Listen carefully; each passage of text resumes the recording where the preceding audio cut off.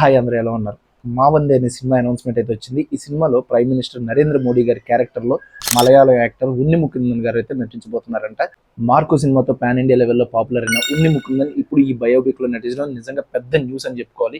ఈ సినిమాకి 'మా వందే' అనే టైటిల్ అయితే పెట్టారు. ప్రధాని మోడీ గారి బర్త్‌డే సందర్భంగా ఈ మూవీని అయితే అఫీషియల్‌గా అనౌన్స్ చేశారు. ఈ సినిమాని వీర్ రెడ్డి నిర్మిస్తున్నారు. ఈ సినిమాలో మోడీ గారి బాల్యం నుండి ప్రధాని స్థాయికి ఎదిగిన జర్నీని, ముఖ్యంగా ఆయన తన తల్లి హీరాబెన్ మోడీతో ఉన్న అనుబంధాన్ని చాలా ఎమోషనల్ గా చూపిస్తారంట. ఈ సినిమాకి డైరెక్టర్ క్రాంతి కుమార్ సిహెచ్. అంతేకాకుండా ఈ సినిమా టెక్నికల్ టీం కూడా చాలా స్ట్రాంగ్ గా ఉందని చెప్పుకోవాలి.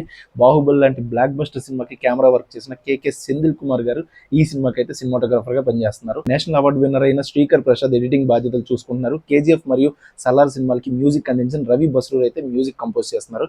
ఇంకా సాబు సిరిల్ ప్రొడక్షన్ డిజైనర్ గా కింగ్ సోలమన్ యాక్షన్ కొరియోగ్రాఫర్ వ్యవహరిస్తున్నారు. ఈ సినిమాని చాలా గ్రాండ్ గా విఎఫ్ఎక్స్ తో తీయబోతున్నారంటే ఈ సినిమా పాన్ ఇండియా లెవెల్లో ఇంగ్లీష్ తో సహా చాలా భాషలో రిలీజ్ అవుతుంది.